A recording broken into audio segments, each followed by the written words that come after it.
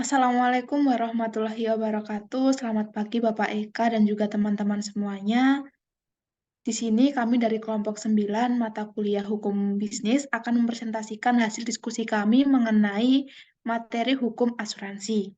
Namun sebelum itu, perkenankan saya untuk memperkenalkan anggota kelompok kami. Yang pertama ada saya sendiri, Wati, dengan NIM 21803241004. Kemudian ada Alivia Epriani dengan NIM 21803241019. Kemudian ada Risma Suryaning Tias dengan NIM 21803244017. Dan yang terakhir ada Haifa Dinda Kesumaning Tias dengan NIM 21803244021.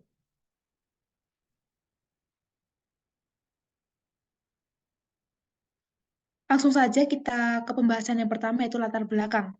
Asuransi atau pertanggungan pada hakikatnya adalah suatu kegiatan yang bertujuan untuk menghindari atau mengalihkan risiko dari suatu pihak ke pihak lain akibat kerugian yang diakibatkan oleh suatu peristiwa yang tidak pasti. Asuransi sangat erat hubungannya dengan subjek risiko. Bisnis asuransi adalah salah satu jalan untuk mengelola risiko dengan mentransferkan ke orang lain.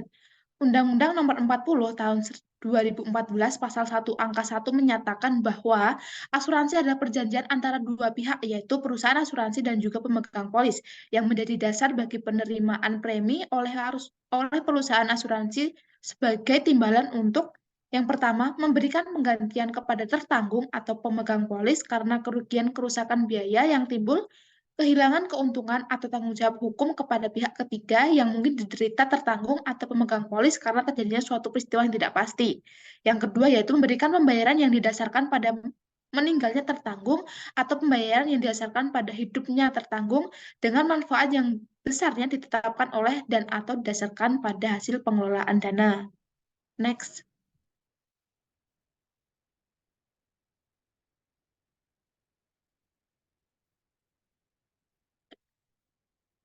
Kemudian materi mengenai pengaturan asuransi atau pertanggungan akan disampaikan oleh rekan saya kepada Risma. Saya persilahkan. Baik, terima kasih atas kesempatannya. Di sini saya akan menyampaikan materi tentang pengaturan asuransi atau pertanggungan.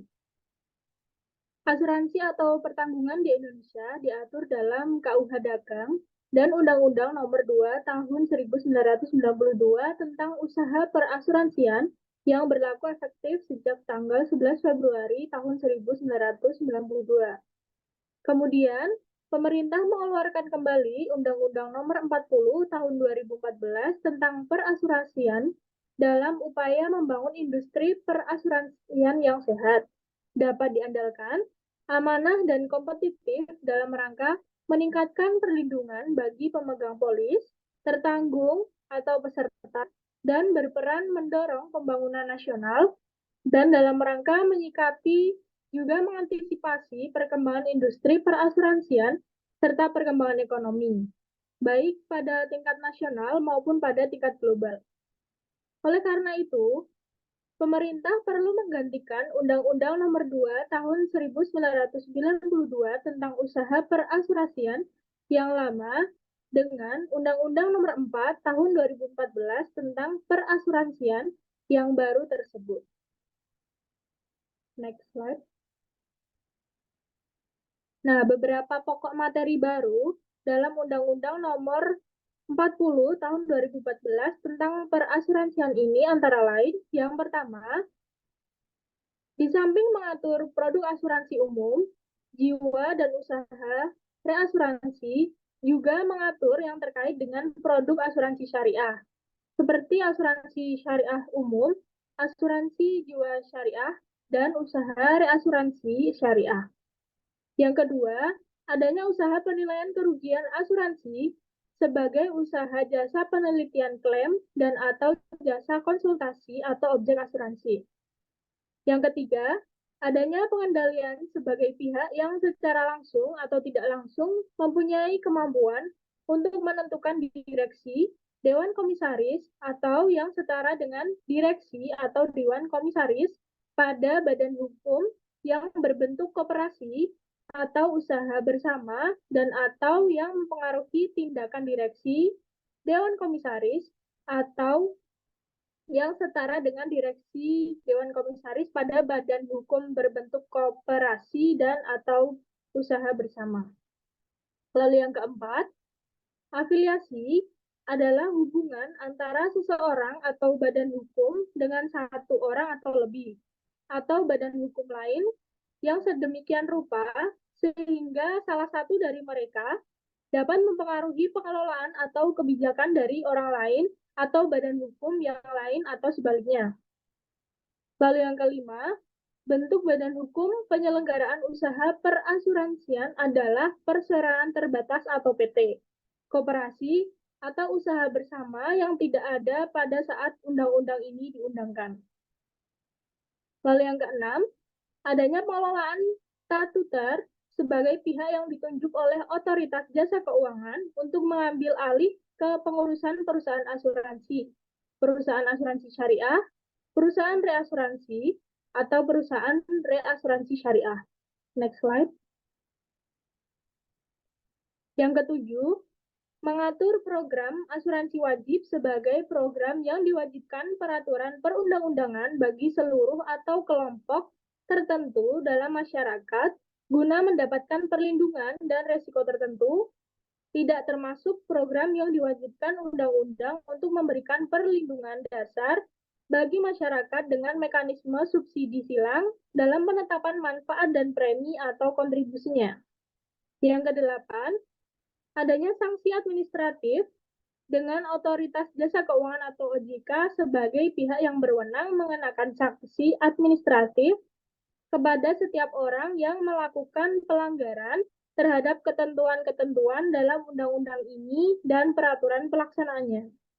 Yang terakhir, 9, adanya ancaman pidana yang semakin berat dengan pidana paling lama 15 tahun dan denda paling banyak 200 miliar. Sekian saya kembalikan ke moderator. Terima kasih. Baik, terima kasih kepada Risma yang telah menyampaikan materi. Selanjutnya materi mengenai pengertian pengaturan asuransi atau pertanggungan akan disampaikan oleh rekan saya kepada Alivia. Saya persilahkan. Oke, terima kasih Mbak Wati. Melanjutkan mengenai pengertian pengaturan asuransi atau pertanggungjawaban. Nah, kita ketahui ya bahwa keberadaan asuransi ini di kehidupan kita ya untuk membantu masyarakat ketika pada suatu situasi dan kondisi yang memprihatinkan. Contohnya ketika kita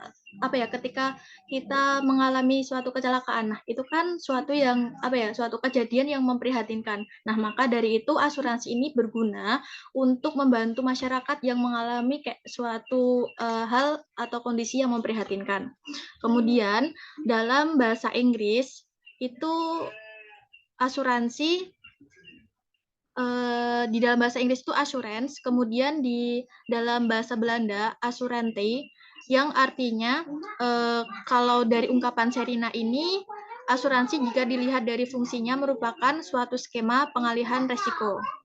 Nah, kalau kita lihat dari sisi ekonomi, asuransi ini mempunyai arti bahwa suatu lembaga keuangan yang bertugas menghimpun dana dari masyarakat dalam bentuk premi dana yang dikumpulkan kemudian dikelola atau diinvestasikan untuk pembiayaan pembangunan. Namun ketika si pengguna asuransi ini memerlukan, dari dana itu akan segera didistribusikan untuk pengguna asuransi. Nah, di dalam jurnal Neneng di tahun 2018 ini menjelaskan bahwa asuransi itu merupakan lembaga pengalihan risiko yang sangat penting bagi masyarakat maupun perusahaan. Lembaga ini berupa lembaga keuangan non-bank yang bertugas memberikan layanan jasa dalam mengatasi risiko pada masyarakat maupun perusahaan. Seperti itu.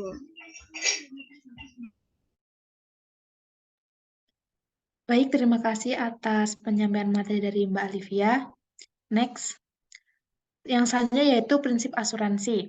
Nah, pada dasarnya terdapat 4 prinsip asuransi. Yang pertama yaitu prinsip kepentingan yang dapat diasuransikan atau dipertanggungan atau insurable interest.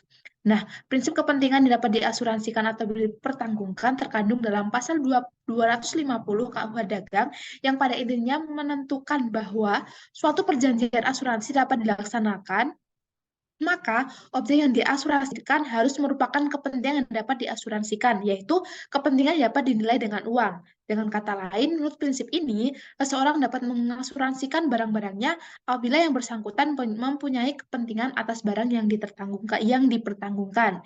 Yang kedua yaitu prinsip keterbukaan atau honest good faith. Nah, pada prinsip ini menekankan bahwa penutupan asuransi baru sah apabila penutupannya didasari itikat baik yang terdapat dalam pasal 251 KUH Dagang.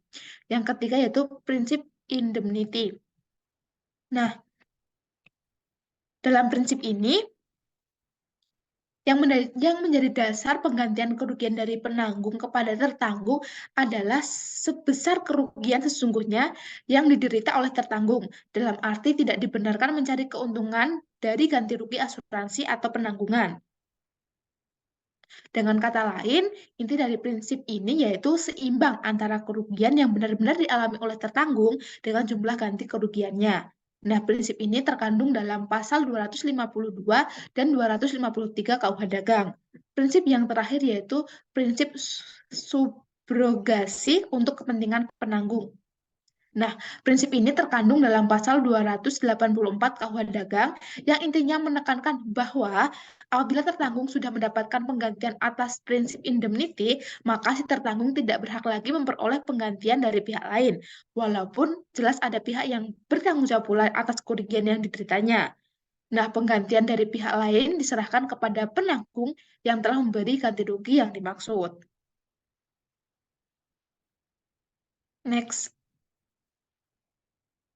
Materi selanjutnya yaitu mengenai bentuk dan isi perjanjian asuransi atau pertanggungan akan disampaikan oleh rekan saya. Kepada Haifa, saya persilahkan.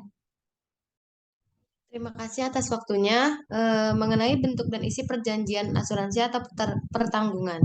Asuransi dalam arti adalah suatu perjanjian di mana dua belah pihak masing-masing mempunyai kewajiban yang senilai, di mana tertanggung mempunyai kewajiban untuk membayar premi yang jumlahnya ditentukan oleh penanggung. Sedangkan pihak penanggung memiliki kewajiban untuk mengganti kerugian yang diderita oleh tertanggung.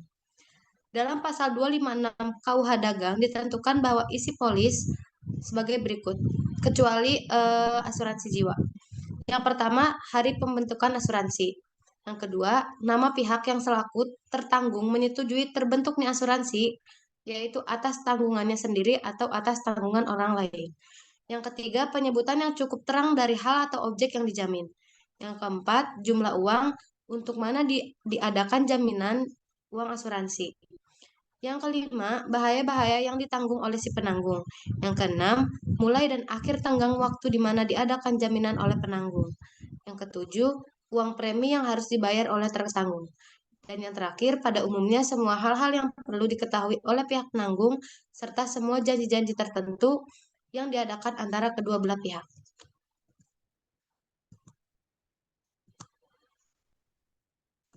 Selanjutnya, risiko dalam asuransi atau pertanggungan. Risiko dalam pengertian hukum adalah beban kerugian yang diakibatkan karena suatu peristiwa di luar kesalahannya.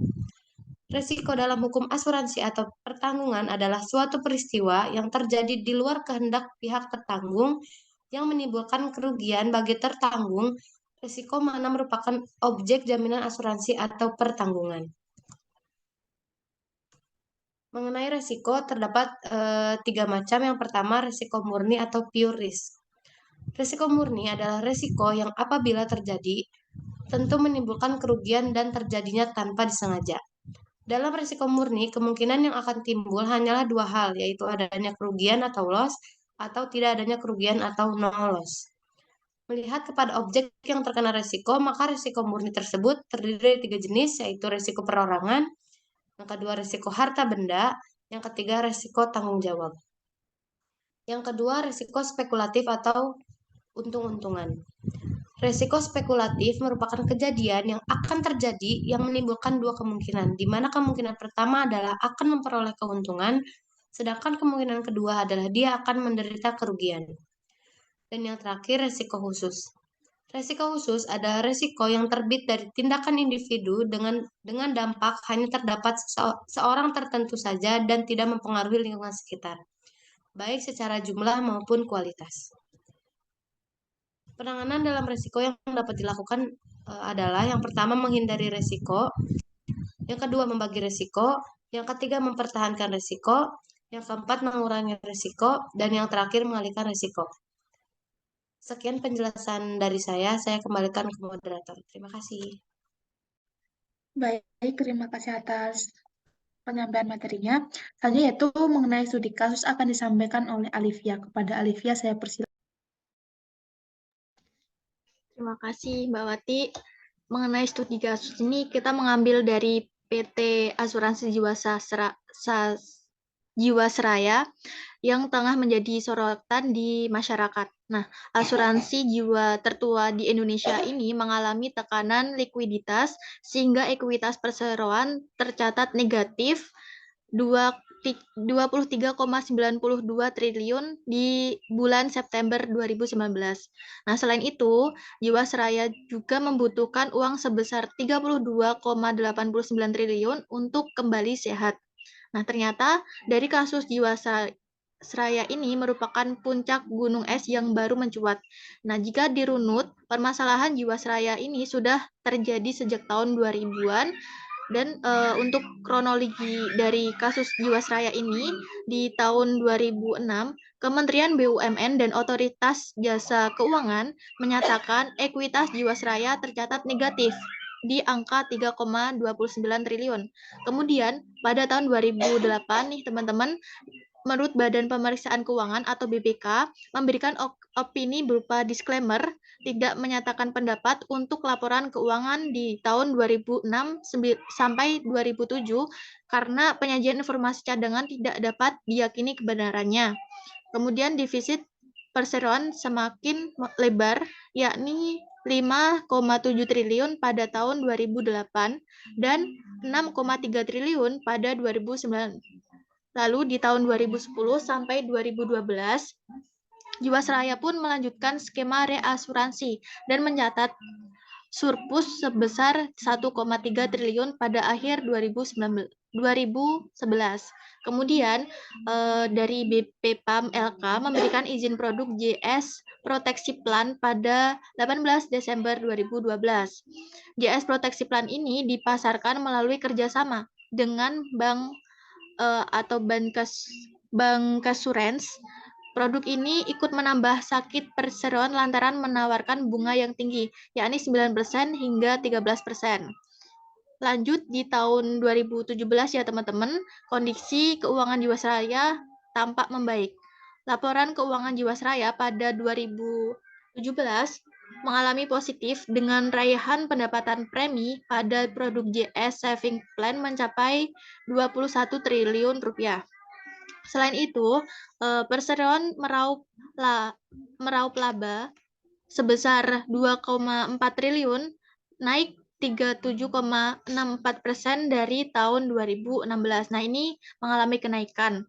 Dan perlu diketahui juga, sepanjang 2013 sampai 2017, pendapatan premi Jiwasraya meningkat karena penjualan produk JS Saving Plan dengan periode pencairan setiap tahun. Lanjut di tahun 2018, Direktur Pengawasan Asuransi OJK yaitu Ahmad Nasrullah menerbitkan surat pengesahan cadangan premi 2016 sebesar 10,9 triliun. Nasabah mulai mencairkan JS Saving Plan karena mencium kebobrokan direksi lama dan pada bulan Mei pemegang saham menunjuk Asmawi Syam nasabah. Mohon maaf, ini ya Asmawi Syam sebagai Direktur Utama Jiwasraya. Nah itu karena mencium ini kan direksi lama, kemudian pada Mei pemegang saham itu kayak mengganti Direktur Utama Jiwasraya ini kepada Asmawi Syam. Nah, kemudian di bawah kepemimpinan Asmawi Syam ini, direksi baru melaporkan terdapat kejanggalan laporan keuangan pada Kementerian BUMN. dari indikasi kejanggalan itu betul karena hasil audit dari kantor akuntan publik PricewaterhouseCoopers atau PwC atas laporan keuangan di tahun 2017 mengoreksi laporan keuangan interim dari laba sebesar 2,4 triliun ternyata menjadi hanya 428 miliar. Nah, di bulan 2000 Agustus 2000 mohon maaf di bulan Agustus tahun 2018 Menteri BUMN Rini Sumarno mengumumkan direksi untuk mendalami potensi gagal bayar perseroan. Ia juga meminta pihak BPK dan BPKP untuk melakukan audit investigasi terhadap Jiwasraya. Berlanjut di bulan Oktober sampai November 2018, masalah tekanan likuiditas Jiwasraya mulai tercium ke publik gitu ya. Nah, perseroan mengumumkan tidak dapat membayar klaim polis jatuh tempo nasabah JS Saving Plan sebesar 802 miliar. Kemudian pada November, pemegang saham menunjuk Krisana Tri Sasongko sebagai direktur utama menggantikan Asmawi Syam. Nah, ini diganti lagi ya untuk direktur utamanya. Kemudian Heksana pun mengungkapkan Jiwasraya membutuhkan dana sebesar 32,89 triliun untuk memenuhi rasio solvabilitas atau RBC 120%.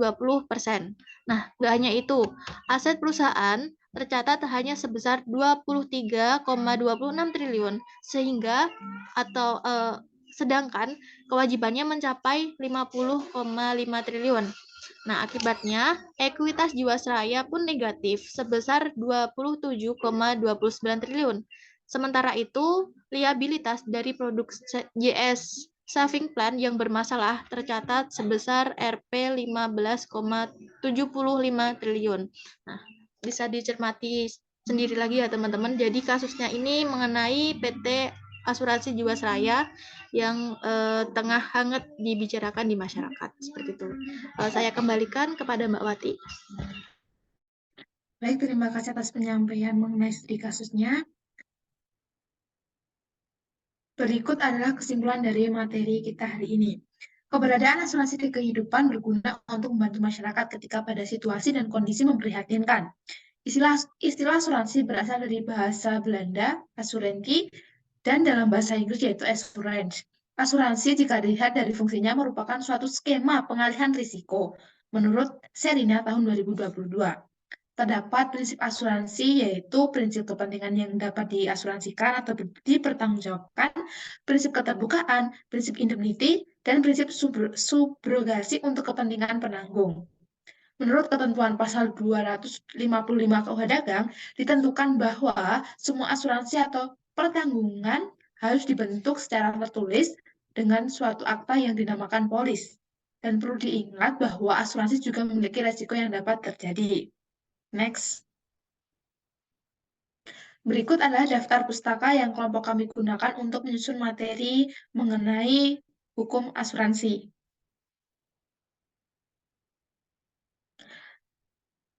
Sekian materi dari kami. Jika teman-teman ada pertanyaan, bisa ditulis di kolom komentar. Terima kasih. Wassalamualaikum warahmatullahi wabarakatuh. Waalaikumsalam warahmatullahi wabarakatuh.